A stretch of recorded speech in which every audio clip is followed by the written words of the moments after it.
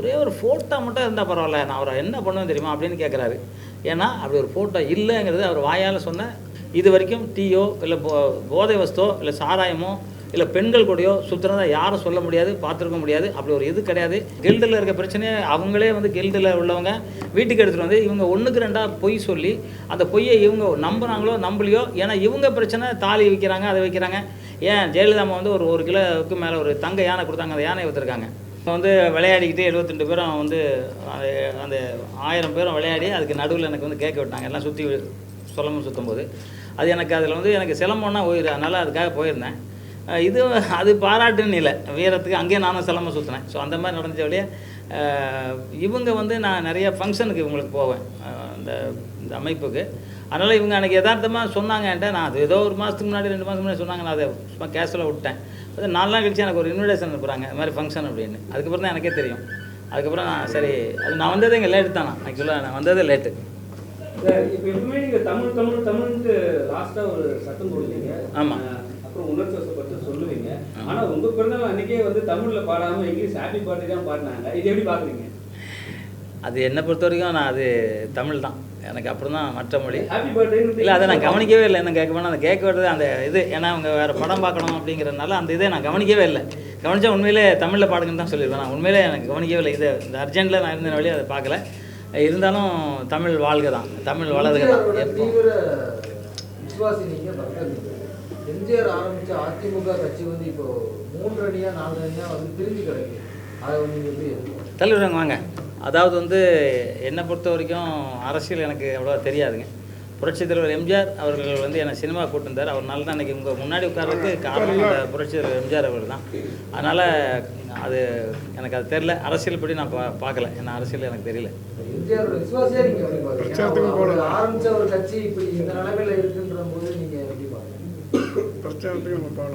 இல்லை, அதெல்லாம் போகல. அதெல்லாம் வந்து புரட்சித் தலைவர் எம்ஜிஆர் ஒரு கடவுள் மாதிரி, அவர் நிச்சயமாக மீண்டும் அது எல்லாமே ஒன்றா தான் இருக்கும் என்னை பொறுத்தவரை. சொன்ன மாதிரி ஒரு விஷயம் நானும் கேள்விப்பட்டேன். இப்போ என்னன்னா அதிமுக வந்து பிரிஞ்சு கிடக்குதே தவிர, ஆனால் ஒன்று கூடி ஒருத்தர் வந்து எல்லாத்தையும் கலெக்ட் பண்ணி ஒருத்தர் கையில் வச்சுட்டார். சரி, எடப்பாடி அவரோட ஆட்சி எப்படி இருந்தது, அவரோட நடவடிக்கை எப்படி இருக்கு? இப்போ இல்லை, ஆட்சி அவர் நல்லா தான் பண்ணார்.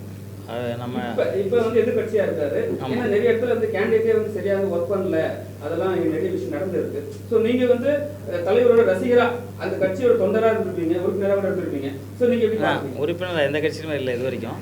ஆனால் எம்ஜிஆரோட தீவிர பக்தனா, அவரோட உண்மையான தொண்டர்களோ இல்லை உண்மையான பக்தர்களோ மாற்றி ஓட்டு போடவே மாட்டாங்க.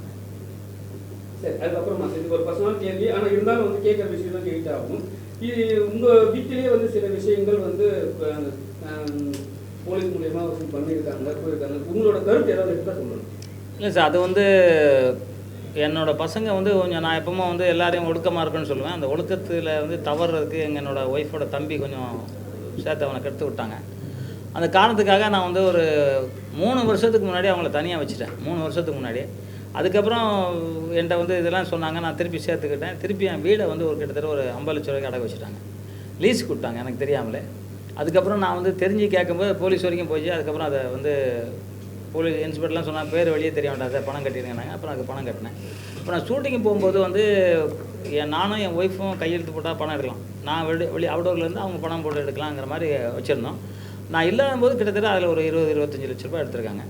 இப்போ வந்து ஒரு 10 லட்ச ரூபா கொடுத்தேன். அந்த 10 லட்ச ரூபா பேங்கில் அவங்க பேரில் இருந்தது எடுத்திருக்காங்க. எல்லாத்துக்கு மேலே நான் 36 பவுனில் தாலி போடுவேன். எங்கள் சவுத்தில் திருநெல்வேலி மாவட்டத்தில், தூத்துக்குடி மாவட்டத்தில் வந்து நாங்கள் வந்து தங்கத்தில் தான் தாலி போடுவோம். கிட்டத்தட்ட அது 36 பவுனில் போட்டிருந்தேன்.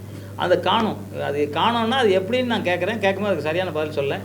அவங்களே வந்து உடனே எனக்கு சொத்தில் பாதியை கொடுங்க அப்படின்னு கேட்டாங்க. சொத்தில் பாதி கொடுக்க வேண்டிய அவசியம் இல்லைங்கிறது சட்டம் தான் சொல்லு. சுப்ரீம் கோர்ட்டாக இருக்கட்டும், ஹைகோர்ட்டாக இருக்கட்டும், இல்லை எந்த கோர்ட்டை வந்து 40 வயசில் மேலே உள்ள பையனுக்கு நான் வந்து சொத்து கொடுக்கணும்னு அவசியம் இல்லை அப்படிங்கிற சொன்னால நானாக கோர்ட்டுக்கு போகல. நான் நீங்கள் இருக்கிற வரைக்கும் சாப்பிடுங்க, ஏன்னா நான் வந்து இன்னும் பல நூற்றாண்டுகள் வாழுவேன். அதனால நான் வந்து அவங்களுக்கு முன்னாடி இறந்துருவேன் அப்படிங்கிற கதைக்கே நான் போகவே இல்லை. அதனால் நான் நீங்கள் இருக்கிற வரைக்கும் சாப்பிடுங்க அப்படின்னு தான் சொன்னேன். சாப்பிட்டுக்கிட்டு இருந்தாங்க. திருப்பியும் வந்து அந்த வீடை லீஸ் கொடுறது, திருப்பி வந்து தகாத ஒரு, அதாவது என்னோடய பேரை கெடுக்கிற மாதிரி. அதாவது நான் இப்போ வந்து எங்கள் கில்டில் தான் இப்போ பிரச்சனை. இந்த பிரச்சனை எங்கள் வீட்டு பிரச்சனையை விட கில்டு பிரச்சனை தான். கில்டில் இருக்க பிரச்சனையை அவங்களே வந்து கில்டில் உள்ளவங்க வீட்டுக்கு எடுத்துகிட்டு வந்து இவங்க 1க்கு 2 பொய் சொல்லி அந்த பொய்யை இவங்க நம்புகிறாங்களோ நம்பலையோ, ஏன்னா இவங்க பிரச்சனை தாலி வைக்கிறாங்க, அதை வைக்கிறாங்க. ஏன் ஜெயலலிதா அம்மா வந்து ஒரு 1 கிலோவுக்கு மேலே ஒரு தங்க யானை கொடுத்தாங்க, அந்த யானையை விற்றுருக்காங்க. என்னோடய தங்க பதக்கங்கள் 5 பதக்கம் கவர்மெண்ட் கொடு, டாக்டர் கலைஞர் ஐயா 3 பதக்கம், புரட்சித்தலைவி அம்மா அவர்கள் 2 பதக்கமும் கொடுத்தாங்க. அந்த பதக்கத்தை வந்து அவங்க வந்து விற்றுருக்காங்க. ஸோ அதை திருப்பிட்டேன். அது அவங்க என் பசங்களாம் எழுதி கொடுத்ததுக்கு. இதுக்கு மேலே நம்ம வீட்டுக்குள்ளே இருந்தாக்க அவங்க இருந்தாங்கன்னா நாளைக்கு இப்போ எனக்கு 72 வயசு, எனக்கு வந்து உழைக்க முடியுமாங்கிறத விட எனக்கு வந்து சித்தர் வழிபாட்டில் இருக்கிறதுனால நான் வந்து அந்த வழிபாட்டில் நான் தீவிரமாக இருக்கேன். ஏன்னா உடம்பை வந்து அழியாமல் இருக்கிறதுக்கு என்ன பண்ணுங்கிறது நான் கற்றுக்கிட்டு எனக்கு சித்தர் வழிபாட்டில் அது இருக்கிறதுனால இந்த எனக்கு வீடு அவசியம் வேணும். ஏன்னா எனக்கு வருமானம் வேணும். நான் ஏதோ ஒரு இருந்தால் எனக்கு ஒரு 8-9 வீடு இருக்காங்க. அந்த வீடை வந்து அவங்க ஒவ்வொரு வீடாக எனக்கு தெரியாமல் அடகு வச்சுருக்கனால அதனால் இப்போ உங்கள் நியூஸ் மூலமாக சொல்கிறேன், யார் என் பசங்களுக்கு கடன் கொடுத்தாலும் அதுக்கு நான் பொறுப்பு கிடையாது. ஏன்னா ஏற்கனவே வந்து விடுதலை சிறுத்தை கட்சிக்கிட்ட ஒரு 5 ரூபாய் 6 ரூபாய் வாங்கியிருக்காங்க ஒரு வீடு. நான் மேலே இருக்கேன் அந்த வீடு. அந்த வீட்டில் வந்து இதில் ஜாகுவார் தங்கம் இருக்காருங்கும் போது என்னோடய ஒய்ஃபோட தம்பி சொல்லிட்டு அவர் மென்டல் ஹாஸ்பிட்டலில் இருக்கார். அவர் வந்து மென்டல் ஹாஸ்பிட்டலில் இருக்கார். அவர் செலவுக்கு தான் அந்த வீடை நாங்கள் அடகு வைக்கிறோம் அப்படின்னு சொல்லி வச்சுருக்கோம். அடுத்த நாள் நான் ஒரு டிவியில் இது மாதிரி உங்கள் மாதிரி டிவியில் வந்து பேட்டி கொடுத்து அந்த மாதிரி பார்த்துட்டு என்கிட்ட வந்து கேட்டு அதுக்கப்புறம் அந்த வீடை மீட்டு எடுக்கிறதுக்குள்ள பெரிய பாடாச்சு. அதில் வந்து விடுதலை சிறுத்தைகள் கட்சியெலாம் உள்ளவர் நுழைஞ்சி அவங்க வந்து இந்த 6 லட்சத்தை வந்து 25 லட்சமாக கொடுத்தா தான் முடியும்ட்டாங்க. அது நிறையா வீடியோ ஆதாரம் இருக்குது. என்கிட்ட வந்து அவங்கக்கிட்ட பணம் கொடுத்து 21 லட்ச ரூபா கொடுத்து செட்டில் பண்ணி தான் என்கிட்ட இருக்குது. அதுக்கப்புறமா திருப்பி பணம் கேட்டனால நான் அதுவும் அன்பு சகோதரர் திருமாவளவங்கிட்ட ஃபோனில் சொல்லி அவர் ஃபோனை அவங்ககிட்ட கொடுக்க சொல்லி அவர் திட்டி அவங்கள அனுப்பிச்சார். இது தேவையில்லாத ஒரு டென்ஷனாக இருக்கனால நான் 40 வயசுக்கு மேலே அவங்களுக்கு உழைச்சி கொடுக்க வேண்டிய சட்டமும் அப்படி இல்லைங்கிறனால அவங்க தனியாக போங்கன்னு சொல்கிறேன். அது என்ன செலவோ அது மாதம் என்ன செலவோ அது தரேன்னு நான் சொல்லிவிட்டு அதுதான் சொல்கிறேன். கோர்ட்டும் அதான் சொல்லுது. அதனால் கோர்ட்டில் இருக்குப்போம். அதனால் அதை பற்றி கொஞ்சம் விளாவரி என்ன சொல்ல முடியல. சரி மாஸ்டர், ஒன்று தான் இப்போ நீங்கள் சித்தர் வழிபாடுன்னு சொன்னீங்க. ஆனால் வந்து உங்கள் மேலே வந்து ஒரு பெண் கூட வந்து நீங்கள் இருக்கிற மாதிரி வந்து ஒரு சித்தரிக்கிற மாதிரியோ இல்லை அவங்க சொல்கிற மாதிரி ஒரு விஷயம் சொல்கிறாங்க. அது எப்படி நீங்கள் பார்க்குறீங்க? எப்படி அது பதில் ஏதாவது? அதாவது யார் சொன்னாங்களோ அதே ஆள் என்கிட்ட டிரைவராக இருந்தார் ஒரு 10 வருஷமாக. அவர் தற்சமயம் வந்து அவர் போரூரில் கல்யாணம் செட்டில் ஆகிட்டார். இப்போ அவர் வந்து இப்போ உதாரணத்துக்கு வந்து நான் சிஎம் கூட ஒரு ஃபோட்டோ எடுத்துக்கணும், அவரையும் நின்று எடுக்க வச்சுருப்பேன். அந்த ஃபோட்டோவெல்லாம் கொஞ்சம் வெளியில் ஒருத்தர் மிஸ்யூஸ் பண்ணுறாருன்னு எனக்கு சிஎம் ஆஃபீஸ்லன்னு சொன்னனால அதை அவரை கூப்பிட்டு கண்டித்து அவர் வேலையில் நிறுத்தினேன். ஸோ அவர் வந்து அவங்க அப்பா ரொம்ப சீரியஸாக இருந்தார். அந்த டைமில் நான் தான் தூக்கிட்டு போய் ஹாஸ்பிட்டல் காப்பாற்றினேன். அவர் வந்து வேலையை விட்டு தான் நிறுத்தினேன். அவர் என்கிட்ட பழக்கத்தில் இருக்கார். நான் வேலையை விட்டு நிறுத்தினோடனே இவனுங்க வந்து ஆப்போசிட் குரூப் என்ன பண்ணிடுச்சு, அவருக்கு ஃபோன் போட்டு இது மாதிரி வந்து அவர் ரொம்ப கெட்டவர் அப்படி இப்படின்னு சொல்லி இது மாதிரி அந்த பொண்ணுங்கிட்ட ஏன்னா ஒரு ஃபோட்டோ இருந்தால் கொடுங்க அப்படின்னு கேட்குறாரு.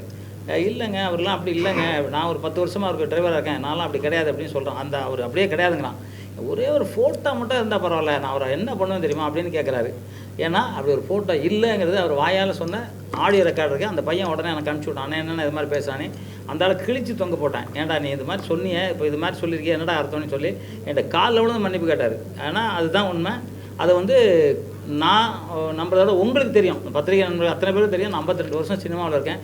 இது வரைக்கும் டீயோ இல்லை போதை வஸ்தோ இல்லை சாராயமோ இல்லை பெண்கள் கூடயோ சுற்றுறதா யாரும் சொல்ல முடியாது, பார்த்துருக்க முடியாது. அப்படி ஒரு இது கிடையாது.